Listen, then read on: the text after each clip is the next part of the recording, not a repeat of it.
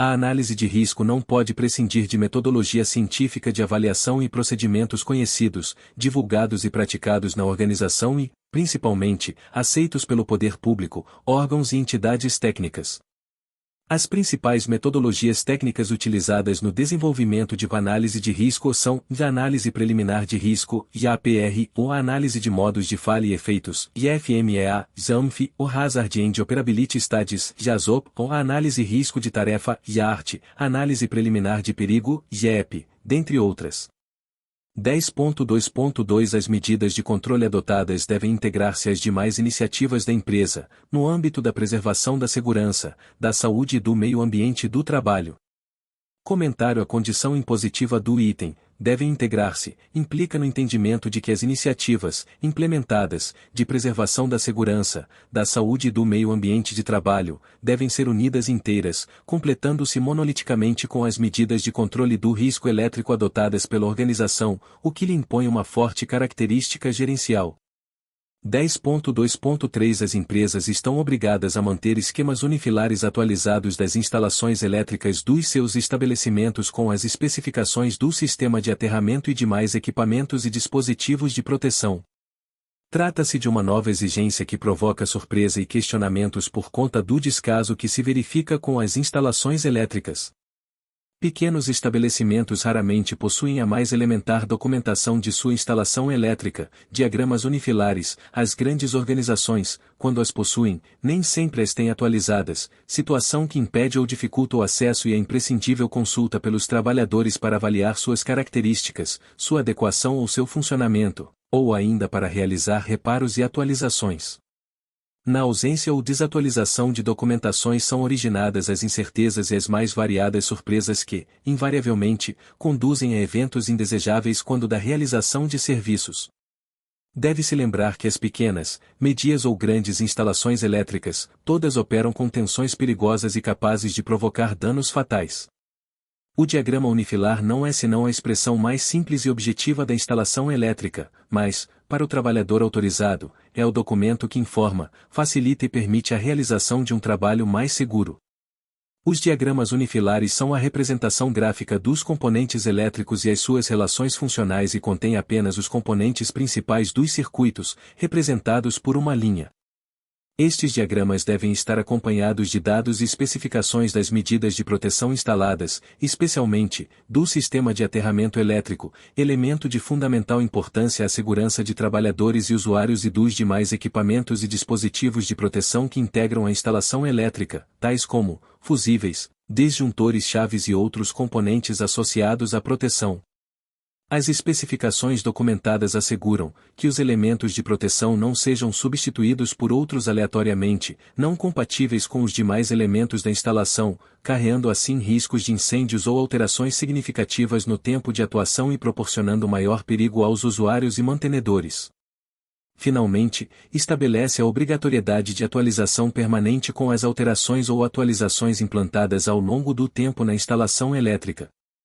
10.2.4 Os estabelecimentos com carga instalada superior a 75 kW devem constituir e manter o prontuário de instalações elétricas, contendo, além do disposto no subitem 10.2.3, no mínimo, a documentação das instalações elétricas é habitualmente uma incógnita nos estabelecimentos, sendo as suas especificações, características e limitações raramente conhecidas pelo trabalhador ou usuário, devendo, doravante, ser organizada em um prontuário, mantido pelo empregador ou por pessoa formalmente designada pela empresa, permanecendo à disposição dos trabalhadores e demais interessados envolvidos com instalações e serviços em eletricidade, incluindo-se as autoridades conforme prescreve o item 10.14.4 da norma, e ser revisado e atualizado periodicamente. O que se pretende com essa exigência é a criação de uma memória dinâmica da instalação elétrica, dos procedimentos de trabalho, dos sistemas e medidas de proteção, das realizações de treinamentos, capacitações, contratações, certificações, especificações, testes de rigidez de elétrica, enfim da organização das instalações elétricas. Ao regulamentar essa obrigatoriedade de documentar, promove-se a oportunidade de gestão responsável e avaliações a qualquer tempo, tendo as suas características atestadas mediante a documentação que facilitará informações, estudo e pesquisas aos trabalhadores e demais interessados e a promoção de ações de segurança e de auditoria fiscalizadora. Para que as informações sobre a instalação elétrica não fiquem dispersas, foi estabelecido que se reúnam essas informações e documentos em um prontuário, que poderá ser uma pasta, um manual, uma gaveta de arquivo, um sistema microfilmado ou mesmo um sistema informatizado, ou a combinação destes, desde que o seu conteúdo seja imediatamente acessível, quando necessário, respeitadas as limitações de capacidade, autorização e área de atuação dos envolvidos. Essa exigência é gradual em função do porte dos riscos envolvidos. Os estabelecimentos foram divididos segundo dois critérios, o primeiro quanto à potência instalada e segundo quanto à área de atividade. Quanto à potência instalada, diferenciou-se a exigência para aqueles cuja potência instalada for superior a 75 kW. O segundo critério foi direcionado às instalações de geração, transmissão ou distribuição, que constituem o sistema elétrico de potência. O valor de 75 kW de potência instalada é o limite superior de potência determinado para fornecimento em baixa tensão, conforme resolução da ANEEL número 486 de 29 de novembro de 2000. Há exceções à regra zona rural ou distribuição subterrânea, onde são adotados outros valores de potência como limites do tipo de fornecimento. Assim, para efeito desta norma foi fixado o valor de 75 kW de potência instalada para consumidor individual.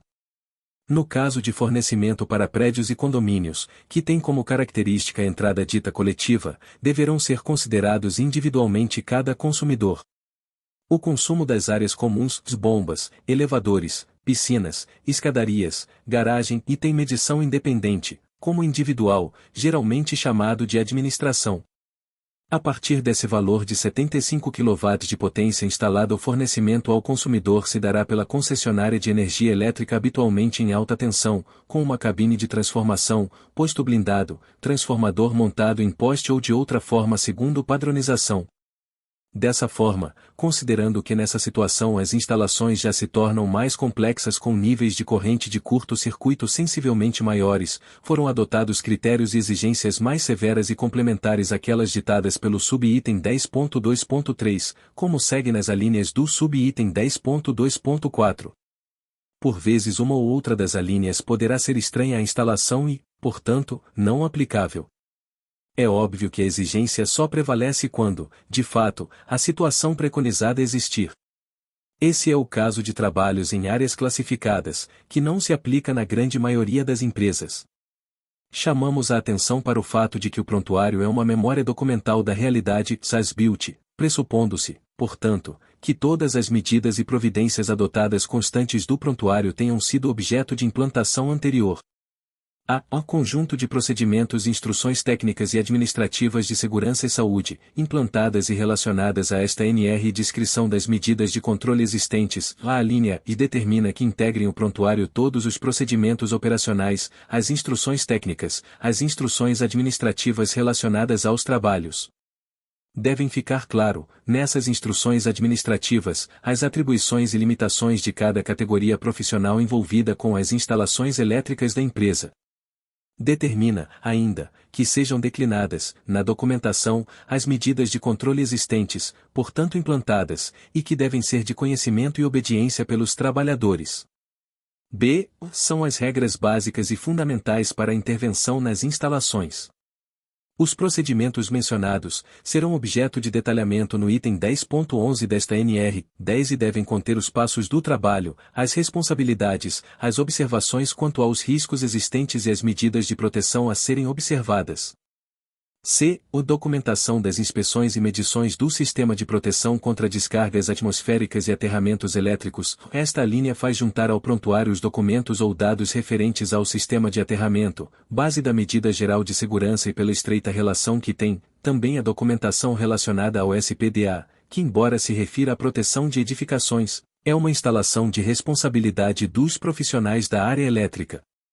A documentação mencionada será de responsabilidade exclusiva de profissionais técnicos legalmente habilitados, de acordo com as suas atribuições profissionais, conforme determina a legislação específica dos respectivos conselhos de classe. A frequência e a natureza das inspeções e medição de aterramentos são determinadas por norma técnica específica da ABNT, CNBR 5419, e dependem de vários fatores, como a finalidade de uso da edificação, o grau de proteção e o sistema utilizado. C. E especificação dos equipamentos de proteção coletiva e individual e o ferramental, aplicáveis conforme determina esta NR. A alínea C faz anexar ao prontuário as especificações dos equipamentos de proteção coletiva e de proteção individual, assim como o ferramental de uso dos trabalhadores envolvidos com eletricidade. Naturalmente, essas especificações devem ser o resultado de um estudo para a correta aplicação e adequação dos equipamentos à realidade da empresa e das instalações, que deverá ser precedido de análise de risco da atividade.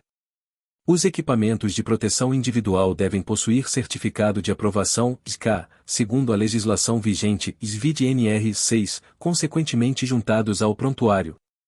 Tratando-se de equipamentos de proteção coletiva, as especificações devem ser claras quanto ao uso, limitações e características, com ênfase aos aspectos relacionados à segurança com eletricidade.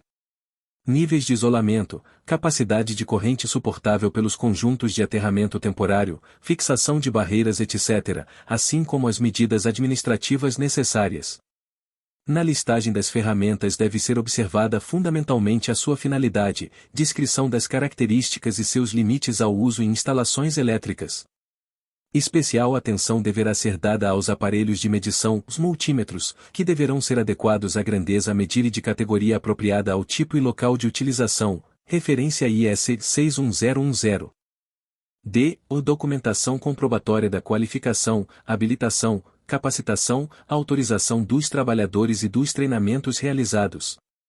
Embora obrigatória desde 1983, a instrução técnica formalizada por meio de cursos regulares não é generalizada entre os trabalhadores da área elétrica.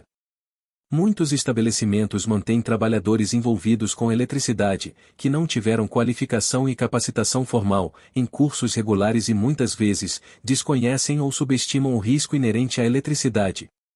Esta linha estabelece a juntada ao prontuário, dos documentos tratados no tópico 10.8 da norma, referente ao processo de autorização, devendo constar os documentos de qualificação da instituição oficial de ensino, da habilitação do conselho de classe, da capacitação do desenvolvimento do trabalhador realizado na empresa, dos treinamentos de segurança, determinados nesta norma, e da autorização formal dada pela empresa ao trabalhador, contrato, CPT. E os resultados dos testes de isolação elétrica realizados em equipamentos de proteção individual e coletiva. Determina a juntada dos resultados de testes de elétricos realizados, iniciais e periódicos, nos equipamentos de proteção, coletivos e individuais, dotados de isolação elétrica, conforme regulamentações, quando houver, especificações e recomendações. Tais testes são objeto de exigência específica do item desta norma que trata de trabalhos com instalações energizadas. F. Os certificações dos equipamentos e materiais elétricos em áreas classificadas. A linha F determina que se organize em prontuário a documentação dos equipamentos e dispositivos elétricos utilizados em áreas classificadas, cuja obrigatoriedade de certificação é expressa pela Portaria 176 de 17 de julho de 2000, quando o Sinmetro regulamentou a exigência. Respeitando-se a regulamentação, os equipamentos e dispositivos elétricos destinados a áreas classificadas, adquiridos antes da data da publicação dessa portaria, estão isentos de certificação nos moldes regulamentados, contudo deverão comprovar que são seguros, mediante a apresentação de certificados estrangeiros, laudos e declarações ou catálogos dos fabricantes ou declarações de profissionais legalmente habilitados, juntados ao prontuário. G. O relatório técnico das inspeções atualizadas com recomendações, cronogramas de adequações, contemplando as alíneas de OA-OF. Nesta linha está embutida a ideia da auditoria periódica da condição de segurança das instalações elétricas, que resulta num relatório técnico, contendo as não conformidades com as regulamentações de interesse, recomendações e propostas de adequação, melhoria devidamente programada em conformidade com o necessário cronograma de realizações. A existência de documentação acreditada, sistemática e dinamicamente atualizada com as modificações ocorridas nas instalações, diagramas esquemas, nas instruções e procedimentos técnicos, treinamentos e demais obrigações do prontuário, facilitará sobremaneira a execução do relatório técnico requerido. 10.2.5 As empresas que operam em instalações ou equipamentos integrantes do sistema elétrico de potência devem constituir prontuário com o conteúdo do item 10.2.4 e acrescentar ao prontuário os documentos a seguir listados. As empresas que operam em instalações e equipamentos integrantes do sistema elétrico de potência, SEP, empresas de geração, de transmissão e de distribuição de energia elétrica, concessionárias, ou suas contratadas para a realização de serviços e atividades, conhecidas como empreiteiras, devem organizar um prontuário contemplando os documentos descritos no item 10.2.4, anterior, acrescendo o de outros dois documentos. É certo que muitas empresas, empreiteiras não teriam, pela potência instalada em suas sedes ou canteiros, que correspondem a estabelecimentos separados, que atender às exigências do item 10.2.4, porém por atuar no SEP, ficam obrigadas ao que se estabelece no item, por conta de operarem no SEP e estarem submetidas ao mesmo risco e exigências. A descrição dos procedimentos para emergências. Trata-se de documento contendo os procedimentos para contingências de ordem geral, que os trabalhadores autorizados deverão conhecer e estar aptos a adotá-los nas circunstâncias em que se fizerem necessários. Essa medida é função do risco e das condições do trabalho em áreas externas, sujeitas a diversas variáveis cujo controle não está totalmente nas mãos dos trabalhadores, como as interferências de veículos em vias públicas, intempéries, ações de pessoas negligentes, bem como os reflexos dessas ocorrências nas áreas internas, que determinam a necessidade de serem pré-estabelecidos procedimentos emergenciais. B. Certificações dos equipamentos de proteção coletiva e individual. Os certificados de aprovação, K dos EPIs conforme determina a NR6 e certificados de equipamentos de proteção coletiva, quando representa DUS por uma peça, dispositivo ou equipamento, deverão ser organizados e mantidos no prontuário. 10.2.5.1 As empresas que realizam trabalhos em proximidade do sistema elétrico de potência devem constituir prontuário contemplando as alíneas C, D e I, do item 10.2.4 e alíneas A e B do item 10.2.5. De forma similar às empresas que desenvolvem trabalhos no SEP, as prestadoras de serviços contratadas pelas concessionárias de energia elétrica, outras empresas que compartilham o mesmo posto de trabalho, circunscrito aos limites estabelecidos no anexo 2º da norma, aplicados às estruturas das redes de distribuição e transmissão de energia elétrica, torres, postes, tais como as empresas de telefonia, de TV a cabo, iluminação pública, e suas contratadas, estão obrigadas a constituir prontuário contemplando as alíneas C, D e I, do item 10.2.4 e alíneas A e B do item 10.2.5. 10.2.6 O prontuário de instalações elétricas deve ser organizado e mantido atualizado pelo empregador ou pessoa formalmente designada pela empresa, devendo permanecer à disposição dos trabalhadores envolvidos nas instalações e serviços em eletricidade.